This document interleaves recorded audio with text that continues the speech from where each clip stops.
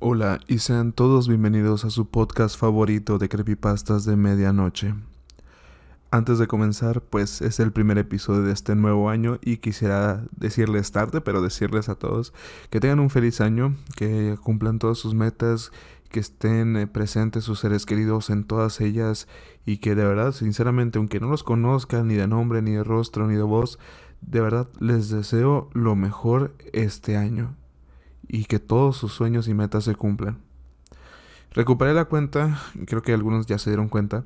De verdad, no voy a meter más chisme porque no creo que lo valga. Yo personalmente creí que era una cosa, resultó ser otra. Y ya, para no hacerlo más largo, no fue nada social, digamos, fuera de aquí. O sea, no es algo socialmente involucrado de mi vida personal. Pero pues sí, yo creo que el canal fue vulnerado y gracias a Dios, todo está bien. YouTube de hecho me resolvió muy rápido. Yo pensaba que iba a ser que iba a ser un poco inútil contactarles, pero resultó que no, me ayudaron mucho y de verdad, se los tengo muy agradecido a ellos. Así que pues sí, resultó que el canal sí iba a estar bien y por lo tanto, eh, nada, quería decirles que pues muchas gracias por ese pequeño apoyo. La verdad el episodio que lo subí en una especie de episodio de crisis. Y yo nomás quería decirles que últimamente también me estoy tardando porque, no sé, yo desde 2020 tengo un bloqueo para escribir historias de terror y recientemente no sé por qué se me desbloqueó, ¿no? O sea, se me suelta más la mano para escribir historias y de verdad veo que les gustan. Entonces, esta creepypasta, para que vean, es obra mía y es en base a un remake de la primera creepypasta tal cual que escribí. La primera creepypasta que escribí se llama La venganza de CJ, que fue publicada en julio del 2014, ya hace 12 años. Entonces, pues es una especie de reimaginación. La historia original es muy mala, pero ya dije, bueno, la voy a reescribir un poco, a ver qué onda, y pues espero que les vaya a gustar. Dejen sus comentarios, de verdad sí me interesa saber qué les pareció, así que comenten, yo los aliento a que comenten y que de verdad tengan un feliz comienzo de año. Les digo tarde, pero pues se los dije por lo menos, ¿no? Comencemos. Buenos días, tardes o noches, dependiendo la hora en la que lean este post. Sé que este subreddit no es muy común postear cosas paranormales, pero creo que la experiencia que tuve hace unas semanas vale la pena compartirle al que muestre el mínimo de interés en lo que un señor de 36 años tiene para contar. Nací en julio de 1989. Toda mi vida siempre fue pegada a los videojuegos. Mis padres no estaban en casa. La profesión de abogada y contador los mantenían gran parte del día fuera de casa. Más allá de las incontables niñeras que tuve y las ausencias de figuras paternas en gran parte de mi niñez, mis padres me dieron esta pasión por los videojuegos, al menos indirectamente. Recuerdo aquella Navidad de 1995 cuando mis padres me regalaron la primera PlayStation que salió en el mercado. Grandes títulos pasaron por mis manos. Era un niño con la capacidad adquisitiva para tener revistas de videojuegos y un videojuego por cada mes del año. Las tardes enteras jugando Gran Turismo fueron mágicas y esbozo una sonrisa de nostalgia cada que recuerdo esa saga. Fue mi escape de la realidad por un tiempo. Fue mi primer empujón para entablar amistades. Para mí no eran simples pasatiempos, era algo más.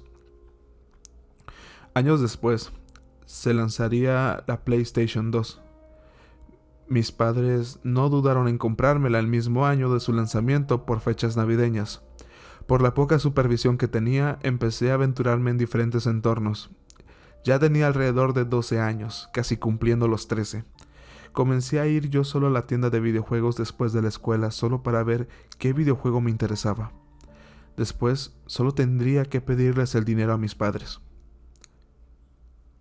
Fueron esas fechas donde empecé a jugar títulos diferentes como Metal Gear Solid 3, Silent Hill o el que nos compete para esta historia, Grand Theft Auto. En su momento, GTA 3 fue una maravilla para mí. Una novedad, la libertad de moverte en una ciudad 3D, la capacidad de cambiar de auto, robar, matar, etc. Vice City me endulzó el oído con su música y mis pupilas se dilataban cuando apreciaba la estética de la época que venía a representar el juego.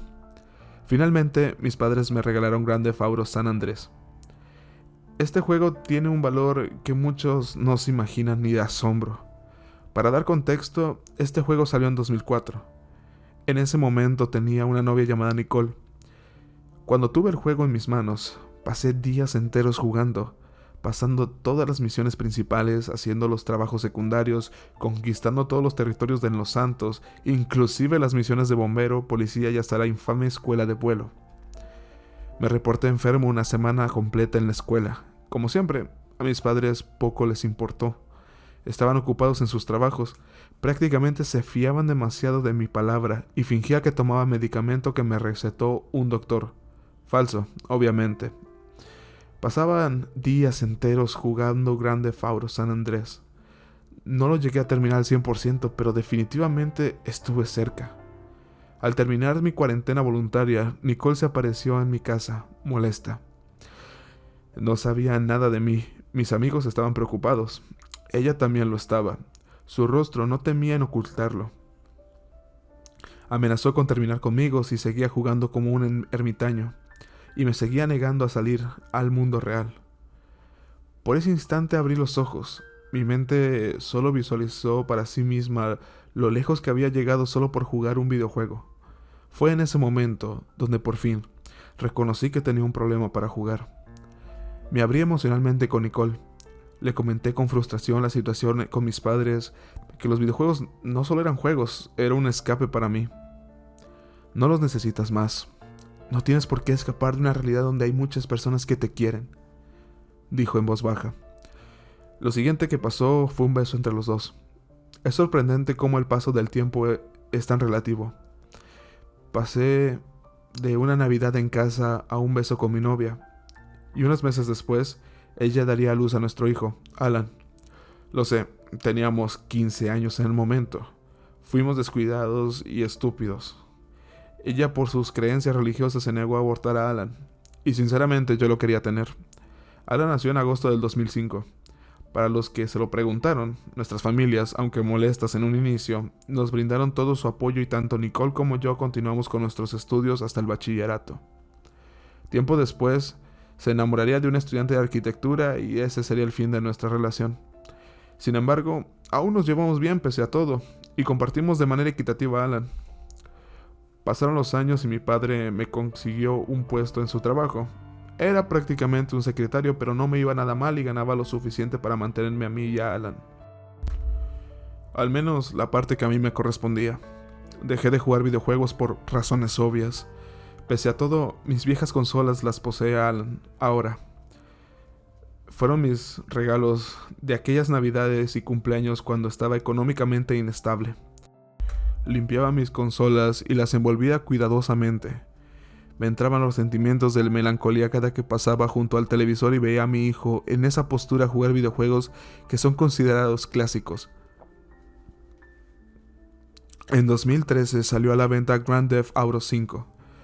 El juego fue un estallido en la cultura del internet y en general. A donde miraras veías publicidad del juego, en sitios como YouTube, no había canal que no hablara del juego. Alan lo quería, pero para su desgracia, nunca compré la PlayStation 3. Siendo sinceros, era un gasto inútil en ese momento, era demasiado costosa y además ya tenía un hijo. Desanimado, tomé la decisión de darle mis copias de la trilogía original de GTA. Como padre, no solté todo mi catálogo de juegos a mi hijo por razones evidentes. Aquella vez me vi tan reflejado en él que decidí que ya tenía la edad al menos mental para jugar a estos clásicos de Rockstar. Alan los amó, pese a no ser tan novedosos para él. Sentía un cariño profundo por los personajes, las ambientaciones y por supuesto por la música del juego, sobre todo con Vice City, pero nunca me ocultó que el favorito de los tres era San Andrés. Inclusive empecé a escuchar música de Biggie y de Eazy-E en las bocinas de mi casa. Era definitivamente su videojuego favorito e inclusive veía animaciones extrañas en YouTube de algunos usuarios creando sketches cómicos con los recursos del juego. Nicole me llama una tarde, me comenta que Alan para su cumpleaños quería una PC para jugar videojuegos. No algo muy novedoso, pero que le sirviera para tener una buena experiencia de juego con títulos más o menos actuales. Me realizó un depósito en mi cuenta de banco, Era algo así como $400. Me comentaba que lo demás lo tendría que costear yo. Busqué por internet y vi algunos modelos de computadoras hechas para jugar videojuegos demandantes de actualidad. Recuerdo hacer clic en una. Desconozco totalmente de ese mundo, por lo que me comuniqué con el soporte al cliente, solo para preguntar si ese modelo podría ejecutar juegos en alta calidad. La respuesta fría del sí en el chat me convenció de comprar esa computadora. Cuando llegó el cumpleaños de Alan, tengo marcado a fuego en mi memoria la sonrisa de oreja a oreja que vi pintada en su rostro. Nunca me había abrazado tan fuerte como aquella vez. Que mi hijo recibió un gran regalo de cumpleaños. Lo mismo le ayudé a instalarla en su cuarto. Finalmente dejé que hiciera lo que tuviera que hacer con su regalo. Me quería explicar los temas de licencias de juegos, etc., pero pues simplemente asentí con la cabeza. Por lo tanto, Alan se tuvo que conformar con juegos gratuitos de sitios como Steam. Le comenté que el próximo mes le daría tarjetas de regalo para que fuera llenando su biblioteca digital con juegos. Pasaron las semanas. Una demanda a la compañía estaba en proceso, por lo que pasaba mucho tiempo en la oficina o testificando. Al parecer, algunos miembros tenían comportamientos poco éticos. El punto es que estaba menos tiempo en casa y esa semana me tocaba el cuidado de Alan. Pese a que su madre lo sabía, Alan insistía en quedarse conmigo, probablemente porque la computadora estaba en casa. Aún recuerdo ese día saliendo de la oficina. El cielo, pese a estar cubierto por una sábana de oscuridad, podía verse la claridad de las nubes que lo cubrían. Manejaba de vuelta a casa mientras pequeños y delgados globos de agua reposaban sobre mi parabrisas. Estacionando el auto, y solo se escucha un silencio sepulcral. Camino hacia mi casa. A lo largo del trayecto se escucha el sonar de mis pisadas y unas leves gotas de agua caer desde el cielo. Noto que la puerta de la casa está abierta. Cruzo a través de la puerta y camino por el largo pasillo que subdivide las habitaciones y secciones de la casa. La falta de sonido hace que me percate de que Alan podría no estar en casa.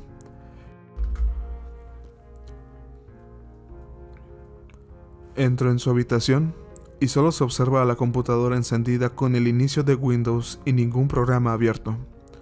El sonido se interrumpe por mis llamadas constantes a Alan, reiterando su nombre con un aumento constante en el volumen de mi voz.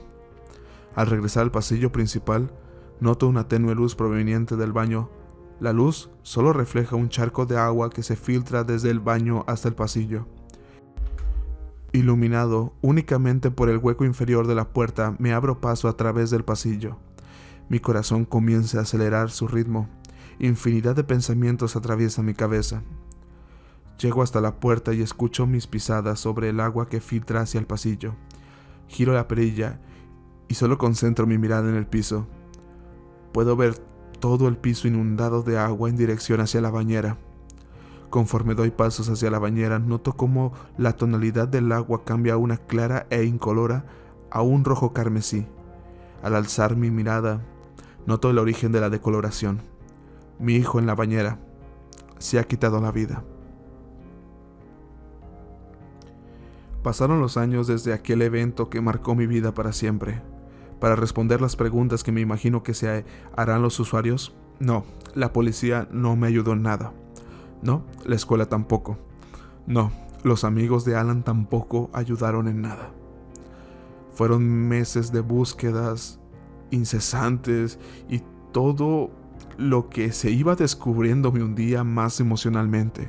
Sus redes sociales eran totalmente normales. Tanto Facebook como Instagram eran las típicas redes de un chico de su edad.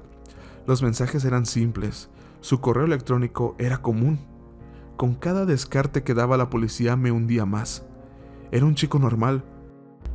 ¿Por qué mi pequeño hizo eso? En el ámbito social también era el mismo patrón de acciones. Indagaban, ya sea en registros o interrogando amigos y profesores, pero solo describían como era un alumno ejemplar, un muy buen amigo, una persona que velaba por las demás, que no estaría en armonía hasta que tú lo estuvieras. Las emociones que entraron en mí cuando escucho esas palabras hacen que mi cabeza dé vueltas. Nada tenía sentido. Nicole de vez en cuando me visita para ver cómo estoy.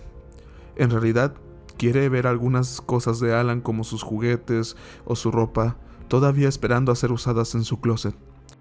Nicole es un amor de persona, pese a lo que algunos pretendan suponer. Al igual que yo, sufrió bastante con la pérdida de Alan, pero aún en ese momento de vulnerabilidad estuvo conmigo, pese a no ser su pareja. Nicole entre lágrimas comenta: a veces, aunque parezca tonto, uso su vieja bicicleta, la saco a pasear en el parque durante el día, y siento como si él me empujara y me sostuviera para nunca caer. Lágrimas se deslizaron lentamente de mi rostro. Yo no tengo una bicicleta, comenté con una risa forzada. Pero tiene sus viejos videojuegos. Podrías empezar por ahí. Nicole se despidió, tomó sus cosas y se fue. Después de mucho tiempo volví a entrar en la habitación de mi hijo. Encendí la vieja PlayStation 2 y jugué algunos de sus juegos favoritos, como Need for Speed, Jak and Daxter, etc. A veces veía récords o tiempos que tenía mi hijo registrado, los cuales nunca quise batir, para sentir que a pesar de todo, aún seguía jugando con él, de cierta manera. Me animé a encender su vieja PC que le regalamos su madre y yo. Después de sacudir bastante polvo, encendió normalmente. El problema fue que, al ver el logo de Windows en el escritorio, no podía evitar recordar aquella noche. Conteniendo el llanto, me percaté de algo extraño. En el escritorio estaba anclado el acceso directo al juego Grand Theft Auto 5.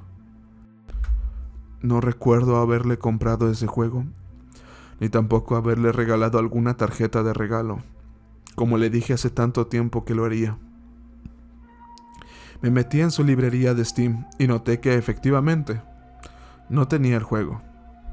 Abrí el acceso directo del juego, parecía una carpeta de instalación normal. Volví a querer buscarlo en su biblioteca de juegos digitales, pero no hubo suerte. Mi hijo jamás compró este juego. En aquel momento cruzó por mis pensamientos que era evidente que se trataba de una copia pirata del juego.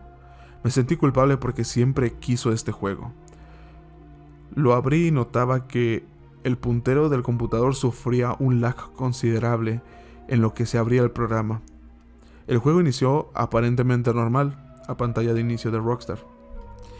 El juego me abrió con una pantalla principal con diferentes opciones. Opté por jugar la campaña principal. Mientras cargaba la partida podía visualizar a mi hijo pidiendo dinero para comprar este juego. Una sonrisa melancólica se pintó sobre mi rostro. Parece que el juego inició de una manera común. La misión inicial en North Yankton, asaltando el banco, siguió con lo que parecía normalidad. Disfruté algunas horas del juego. Estaba en sintonía con mi imaginario visualizando a Alan jugar este juego en mi lugar. Sentía que lo estaba rememorando de la manera en la que a él le hubiera gustado. El juego siguió como de costumbre. Realmente pasaba un buen rato jugando Grand Theft Auto 5. Me reía mucho con la aleatoriedad de Trevor, las situaciones de una sitcom de comedia negra como Los Soprano con la vida rutinaria y aparentemente aburrida de Michael, o la manera casi paródica en la que retratan el gueto de Los Ángeles, siendo Franklin un contraste que hace más humorísticas las situaciones que deberían de ser serias. Jugaba en sesiones de pocas horas en mis días libres durante un tiempo, lo que me ayudó a combatir mis silenciosas tardes en casa por la ausencia de mi hijo. El asunto que a ti como lector te interesa comienza a partir de aquí. No recuerdo el nombre de la misión, pero es una donde tú, controlando al personaje de Trevor, tienes que ir a una estación de barcos donde se realizan envíos e importaciones. Una de las misiones más tediosas y aburridas del juego, por lo que me enteré tiempo después. La misión transcurría normal, pero noté algo extraño en este punto del juego. Al conducir al marcador para continuar con la misión, noté que los personajes no pronunciaban ningún diálogo. Incluso apagué la radio del juego para darme cuenta de ello. Me extrañó mucho, puesto que a lo largo de todo el juego, la mayoría de las veces en los trayectos de misiones hay diálogos donde se revela un poco de la historia de trasfondo de los personajes, así como sucesos traumáticos que han vivido. pero aquí solo gobernaba el silencio acompañado del ruido del automóvil manejando hasta la ubicación señalada. Otra cosa de la que me di cuenta fue que los peatones tampoco pronunciaban sonido alguno. Atropellé intencionalmente a varios para corroborar esto último y mis sospechas se desvanecieron tan pronto escuchaba los impactos de acero contra los cuerpos digitales. Pero no escuchaba nada de los NPC siendo asesinados, ni tampoco se escuchaban los gritos de los personajes de alrededor. Se notaba en sus animaciones el asombro y el terror, pero su carencia de sonido hizo que pensara que quizás el juego se habría tenido alguna falla.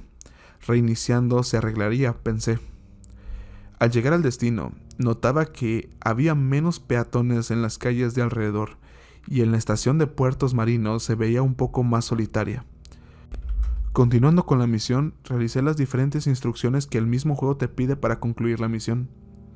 Mover los contenedores a lugares específicos, apilarlos, etc.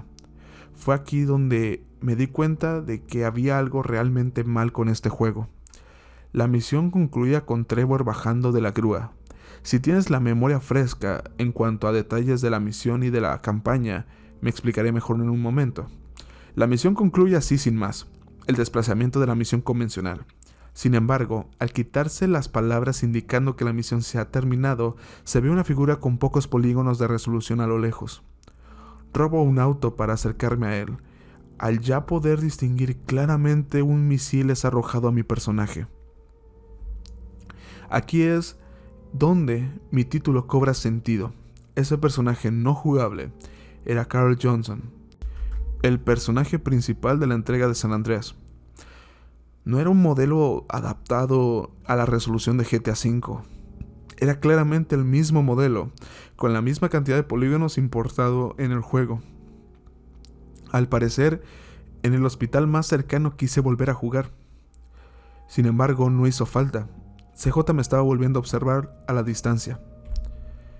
Quise volverme a acercar para visualizarlo mejor, pero obtuve el mismo resultado. Un proyectil fue lanzado hacia mi personaje. Trevor murió. Volví a aparecer en el hospital. Ocurrió la animación convencional sobre el giro de ángulo sobre Trevor. Cuando la cámara está enfocando la espalda de mi personaje, casi me da un ataque al corazón cuando veo a CJ enfrente a Trevor, poco después de terminar la animación de caminar. Y en eso, el juego sufre un crasheo y se cierra la aplicación. Investigando en internet acerca de CJ en el juego, encontré información nula. Más allá de teorías, conexiones entre San Andreas y GTA V, no había nada más de ello. Me animé a volver a abrir el juego y continué la partida donde la dejé. CJ no aparecía por ningún lado. Continué normalmente. Mi cabeza trataba de reforzar las conexiones tan extrañas que estaban ocurriendo en mi partida. Minimicé la ventana para buscar una guía ya que no salieron más iconos en el mapa. Entre varios videos, el único que me sirvió fue uno donde me explicaban qué tenía que esperar a recibir una llamada o un mensaje. Después, un icono en el mapa aparecería. El otro fue una guía de la misión que acababa de hacer. Ahí me dieron otro golpe. La misión acababa diferente. La misión seguía manejando un vehículo de carga a otra dirección diferente, donde tenías que robar un maletín mediante una cinemática. Recordé que mi partida fue totalmente diferente. Por lo mismo, me entraron más insistencias en volver al juego. Al regresar a la partida, el juego se volvió a cerrar. Iniciando nuevamente el juego, leí algunos foros que las versiones piratas del juego suelen dar este tipo de problemas y que lo mejor era pasar el antivirus por un tiempo. Intenté realizarlo desde la configuración, pero me arrojaba un error que no me dejaba ejecutar la acción. Decía que una tarea en proceso impedía que se pausara el antivirus. El nombre de la tarea fue en cierta manera desconcertante. Me metí al administrador de tareas y podía ver cómo la PC estaba casi en su máxima capacidad. Digo, el juego era pesado, pero las métricas mostradas serían una exageración si hablamos de tareas en segundo plano. En un examen más minucioso, veía que tenía permisos de cámara y micrófono, y que el juego en ejecución no tenía paredes para interactuar con los procesos en segundo plano ni tampoco para los controladores de Windows. Tras un par de minutos de desconcierto volví al juego y la partida continuó, pero ubicado en otro lugar. No reaparecí cerca de la última misión realizada ni tampoco en la casa de algún personaje seleccionado. En cambio, aparecí en medio del agua. Al abrir el menú para ver el mapa e intentar descifrar dónde estaba, me encontraba en el lago que me ubica cerca de Sandy Shores. Intenté nadar hasta la orilla más cercana, pero el personaje no se movía. Reaparecí como Michael. Me extrañó mucho porque estas zonas estaban más destinadas a Trevor, además que no llegaba aún con las misiones de Martín Madrazo. Continué nadando, pero nada parecía acercarme a la orilla, como si fuera la animación del personaje en bucle mientras se quedaba estático en el punto de partida. Continué por un par de momentos, pero nada parecía funcionar. Intenté activar trucos para ver si eso rompía las paredes que me mantenían inmóvil, pero nada parecía resultar. En eso escucho el sonido a lo lejos de un objeto cayendo al agua. Fue casi imperceptible, pero lo oí. Estuve girando la cámara sobre mi personaje durante un tiempo para ver qué era lo que había caído, pero no lograba ver nada. Entonces, noto cómo a una larga distancia, un NPC sale del agua con una pose de estar parado sobre el suelo. Se eleva lentamente hasta que llega al punto de estar sobre el agua y con un ritmo más acelerado flota hacia mi personaje. A medida que se acerca a Michael, noto por el acortamiento entre distancias que se trata del maldito CJ. Al estar a nada de atraparme, se detiene, se queda quieto por un momento y en eso se ve en el pie de la pantalla cómo me lanzan indicaciones. Las indicaciones: escribir la dirección IP. Me pareció bastante raro. Puse una falsa por si acaso, cambiando los últimos 3 dígitos por si acaso. Acto seguido, un mensaje llegó a mi celular en el juego. El texto solamente decía: bienvenido a lvcj.com.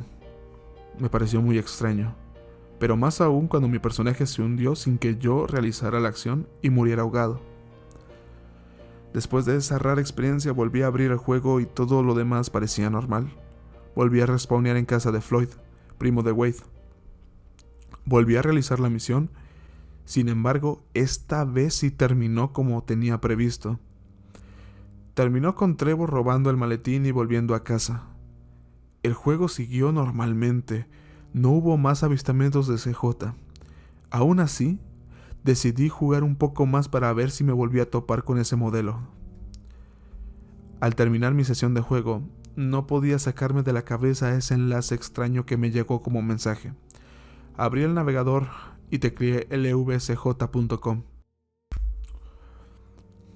Al entrar en la página podía ver que era una especie de canales de voz apilados, al igual que enlaces que te redirigían a chats de voces grupales. Lo que me extrañó fue que entre todos esos canales no pedía alguna cuenta para comenzar a escribir. Al ver la esquina superior derecha me percaté que ya tenía una cuenta hecha. Dicha cuenta estaba bajo el nombre de Alan Destroyer 2014. Mi corazón se comenzó a acelerar, explorando los diferentes canales que veía conversaciones sobre casos banales como la E3, películas, etc. Me llamó la atención que mi hijo no tuvo participación en ninguno de estos chats. Fui a la bandeja de entrada y solo vi un contacto. Usaba el alias de Sander X Requiem. Prefiero, por mi salud, no transcribir todos los mensajes, pero recuerdo que el chat me dejó helado. Sander saludaba a Alan amigablemente. Alan contestaba cortadamente, sin conjugar más de una oración con 4 palabras. Repentinamente Sander envía una foto. La foto era de una chica con cabello rizado y tez de color oscura. Adjuntando a la fotografía estaba una frase: bonita, ¿no? Alan fríamente responde con un sí. A continuación, Sander responde con otra foto adjuntada con un texto: ¿o la prefieres así? Todavía tengo grabada esa foto en mis pesadillas. Era la misma chica amordazada en lo que parecía ser un almacén en la oscuridad. Alan no respondió. Lo siguiente que ocurrió fue que Sander manipuló a Alan.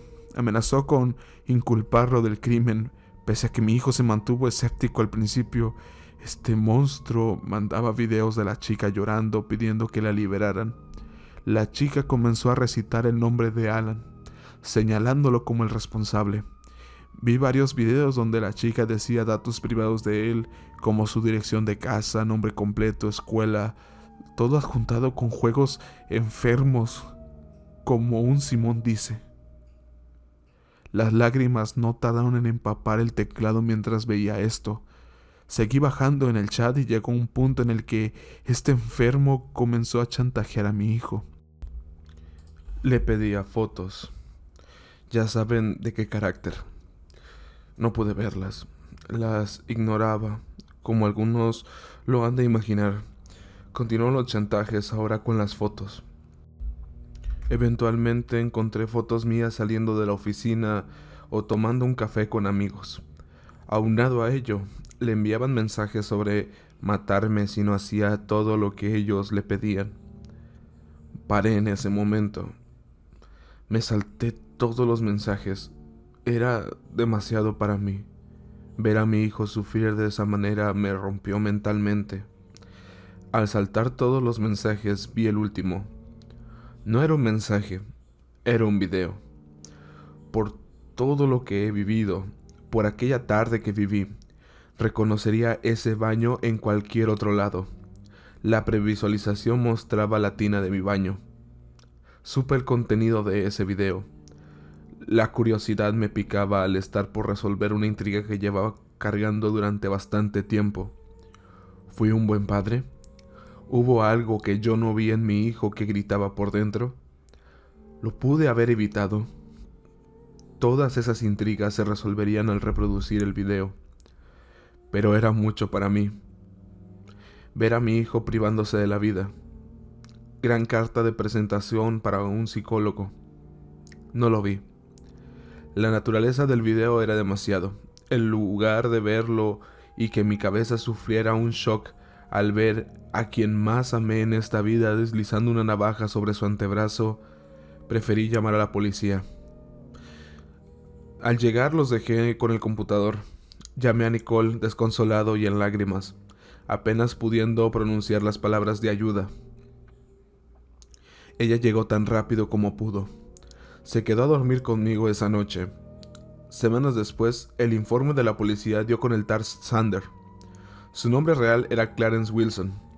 Se dedicaba a dar clases a niños pequeños. ¡Qué ironía! Esta persona tuvo una red de tráfico de contenido sensible relacionado con menores de edad. El modus operandi era el que ya puedes imaginar. Reclutaban a menores por videojuegos. Instalaban cracks en juegos piratas que drenaban toda la información. Los hacían entrar en su página web de mierda para comenzar con el chantaje, las mentiras, los engaños, toda una red de ingeniería social detrás. Conseguían las fotos, las vendían, se deshacían de los niños incitándolos a atentar contra su vida. Programaban una reunión con otros niños o, si la situación lo permitía, iba alguien a su domicilio a hacerse cargo. Michel Cabrera, jefe del departamento de policía, se quedó horrorizado con las operaciones de este grupo. Amenazó a Sander con delatar a los demás miembros. Incluso prometió reducirle la condena por cooperar. Mi agrado nunca se vio reflejado ante esa alternativa. Sin embargo, este ser humano prefirió morir en la cárcel antes de delatar la red que habría construido. A los pocos días me enteré por medio de Michel Cabrera que la página había sido dada de baja por los miembros de este grupo. Tienen nombres, pero llevará tiempo dar con ellos. Nicole y yo escuchamos todo eso mientras nuestras miradas de incredulidad pedían a gritos justicia. El oficial se disculpó nuevamente con nosotros y me regresó la computadora de mi hijo. Comentó que el programa habría sido eliminado. No fue formateada. Michel Cabrera dijo que había un archivo oculto en las tantas carpetas del navegador. Me dijo que los informáticos lo habían movido al escritorio. Era un bloc de notas. Me senté junto con Nicole y lo abrimos. Querido papá, si lees esta carta, es probable que no esté contigo. Sé que la situación parecerá horrible. No hay nada que pueda hacer para que mejores, o incluso para que olvides lo que viste. Pero quería darte las gracias por darme este gusto y pasión por los videojuegos. Pese a que no siempre pudiste comprarme los que quería, me diste las mejores tardes de mi vida con los juegos que a ti te marcaron. Quiero que sepas que siempre tendré este agradecimiento contigo. Los gustos que me dieron mamá y tú son los que al final me hacen ser, mi manera de actuar, y no pude tener mejores padres para ello. Los quiero mucho a los dos. Espero que me puedan perdonar por todo el dolor que les he hecho pasar. Nada fue su culpa. Son los mejores padres del mundo. Volteé a ver a Nicole y entre lágrimas esbozó una sonrisa, seguido de un prolongado abrazo entre los dos. Volví a jugar Grand Theft Auto 5. Terminé el juego normalmente. Ahí me enteré de que había ligeras diferencias. Ahora los protagonistas tenían habilidades para ralentizar el tiempo en ciertas situaciones. Un día abrí el juego nuevamente, pero esta vez entré a la partida de mi hijo. No había nada fuera de lo normal, solo que se sentía paz. Tomé un auto y conduje por horas a través del mapa. Mi relación con Nicole volvió. Ahora que éramos más adultos, supimos llevarnos mejor. Intentamos de nuevo, siempre recordando a la persona que nos unió nuevamente. Esta publicación, más allá de ser una especie de cierre o conclusión para todos, es una advertencia. Mi hijo nunca tendrá justicia. Hace poco volví a ver en internet un foro de gente preguntando si también habían visto a CJ en sus partidas de Grand Theft Auto 5. Incluyendo capturas de pantalla, veía diferentes situaciones a la mía. Comenté que borraran el juego, inclusive le informé a Cabrera de esto. Es todo lo que decidí hacer. Reabrir viejas heridas es algo que no quiero tener que rememorar. Más allá de no querer justicia, lo que más quiero ahora es recordar a mi hijo por las cosas buenas que hizo, no por las que la vida lo decidió llevar.